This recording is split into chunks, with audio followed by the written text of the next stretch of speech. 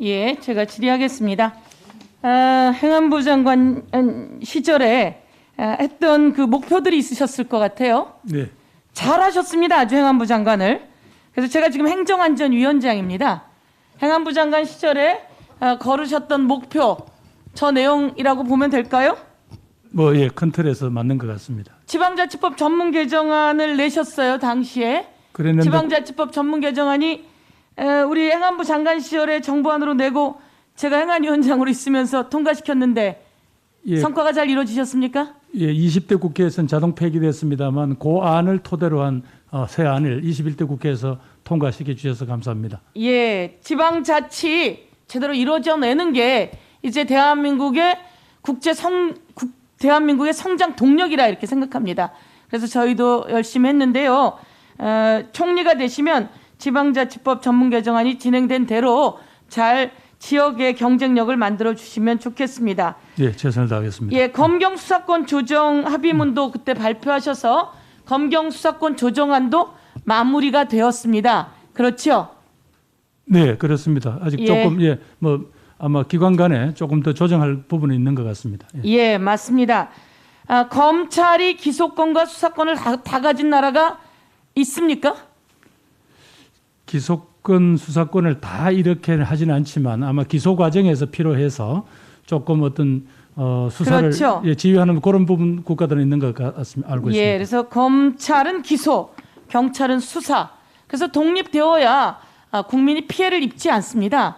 검찰이 수사도 다 하고 기소까지 다 해버리면 그 사람 당연히 수사하고 있으면 기소하고 싶은 게 당연한 거 아니겠습니까? 내지는 중간에 자신들이 잘못한 일을 교정할 시간이 없죠. 잘못한 일도 교정하지 않고 피의사실 공표를 수시로 흘려서 국민들에게 피해를 주는 이런 내용을 없애는 게 진정한 검찰 개혁이다라고 해서 검찰 개혁을 해왔다라고 하는 걸 다시 한번 강조드리겠습니다. 소방 공무원의 국가직화도 내셨습니다. 맞죠? 예, 저 부분은 예. 자부심을 느끼고 있습니다. 자부심을 느낀다고 하셨습니다. 예, 그건 조금 이따 제가 다시 한번 아까 고성 속초에 산불이 있었어요. 그때 정리를 하면 산불이 엄청났습니다. 실제로 엄청났는데 해남에 있는 소방관까지 올라왔습니다. 그렇죠? 그게 바로 행정안전부 장관과 문재인 정부가 했던 소방공무원의 국가직화. 전국에 있는 소방공무원들이 고성 산불로 모였습니다. 그리고 우리는 정말 큰일 나는 줄 알고 하룻밤을 지냈는데 진화시켰습니다. 그 현장에 계셨던 거죠? 예, 그건 제 공은 아니고요. 그건 예. 우리 정부가 출범할 당시에 대통령 후보 시절에 약속한 부분이고 그 부분을 차곡차곡 진행시키고 있었는데 거기에 여러 가지 사기가 고무된 전국의 소방관들이 자기 지역이 아니면서도 불구하고 맞습니다. 모두 다가 지원을 나와주어서 네. 800여 대 이상의 소방차들이 속초 고성으로 모여들어서 잘 진화가 됐습니다. 어느덧 그런 일이 생깁니다. 큰 재난이 생겼어요. 그렇지만 우리는 정부를 믿고 있습니다. 그러면서 모든 국민이 함께 그 재난을 수습하기 위해서 뛰고 있습니다. 이게 이 코로나 위기에서도 이 어려운 위기에서 온 국민이 함께 힘을 합쳐주고 있기 때문에 어려움도 고통도 참아주면서 힘을 합쳐주기 때문에 대한민국의 K방역이 세계 최고다 이렇게 되고 있는 것은 재난에 대비하기 위한 문재인 정부 그리고 행정안전부 장관의 역할도 컸다 이렇게 사실은 격려를 해드리고 싶고 기본은 국민이시죠. 그렇게 말씀을 드리겠습니다. 행정안전부에서 재난 대책을 제대로 세우려고 했던 이유는 4.16 세월호가 있었습니다. 세월호 때 국가 컨트롤이 없었어요. 수백 명의 아이들이 국가 컨트롤 타워가 없으면서 청와대도 컨트롤 타워가 되지 못하고 행안부도 컨트롤 타워가 되지 못하고 그러면서 아이들이 살아나지 못했습니다.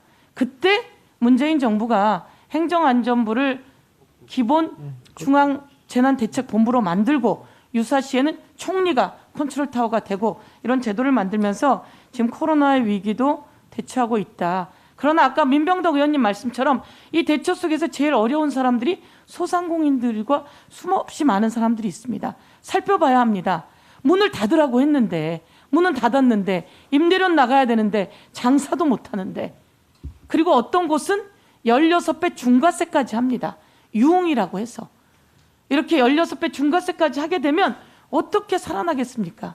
그래서 총리가 되시면 꼭 어려운 사람들 살펴주셔야 합니다. 그리고 우리가 지금 경제가 도약을 하고 있는 이 어려운 시기에도 그 나오는 그 여유를 가지고 많은 어려운 사람들에게 나눠줘야 된다 이렇게 생각합니다. 어떻게 생각하십니까? 의원님께서 말씀하신 대로 이 코로나19라는 이 엄청난 재난을 극복하는 과정에서 협조하신 국민들께 감사하고 그 과정에서 특별히 피해를 입은 분들에 대해서 국가는 외면할 수 없습니다. 그래서 그건 의원님 말씀하신 대로 특별법을 만들어서 분명히 이분들에 대한 지원을 손실보상법 등을 통해서 반드시 그걸 해야 하고요. 또 그 외에 하루빨리 이분들의 삶이 되돌아가게 하는 것, 그리고 집단 백신을 통한 집단 면역을 확보해서 빨리 일상을 되돌려가는 게 그분들한테는 그나마 최고의 도움인 것 같고요. 그 과정에서 아까 여러 가지 소외되고 힘든 분들에 대한 지원은 또 새로운 형태로 저희들이 고민해 보겠습니다. 예, 백신이 관건입니다. 백신 관련해서 가짜 뉴스가 횡행합니다. 혹세 무민하고 있고 여론을 호도하고 있습니다. 가짜 뉴스에 대해서 철저히 대처를 해야 합니다. 백신 재고 바닥나 접종 중단 상태 가짜 뉴스죠? 그렇습니다. 예. 예. 화이자가 바닥났다. 물량 부족으로 1차 접종 중단 가짜 뉴스죠? 1차 접종을 조물량이 이제 1차 접종된 분이 2차로 지금 가고 있는 겁니다. 예, 가고 있는 거죠. 예. 5월 5일에 43만 회분이 도착했습니다. 집단 면역하는데 6년 4개월 걸린다. 가짜 뉴스죠? 그렇습니다. 예. 예. 가짜 뉴스 국민을 현혹하고 나라를 좀먹고 있습니다. 가짜 뉴스를 선동하는 집단도 많습니다. 그러면 가짜 뉴스에 대한 대책을 오늘 말씀해 주십시오. 위원장님 조금 말씀드릴까요? 간단하게 하십시오. 예. 뭐 가짜 뉴스 말씀 주셔야 됩니다. 가짜 뉴스에 대한 대책. 예. 지금 아까 말씀하신 대로 지금 바로 저 가짜 뉴스가 끝나는 게 아니라 워낙 국민들의 삶 자체를 파괴하고 있습니다. 그러니까 또 백신에 대한 불신을 키워서 백신 안 맞을래 하시고 이렇게 되면 우리 모두 다가 함께 극복하는 지난 한 1년 반의 고생이 이게 자칫하면 무너질 가능성이 있거든요. 그래서 저런 걸 위해서라도 사실은 저건 엄벌로 다스려야 되는데 지금 마땅하지가 않습니다. 그래서 우선은 명백한 가짜에 대해서는 저희들이 뭐 범죄 수사 차원에서 들어갈 것이고요.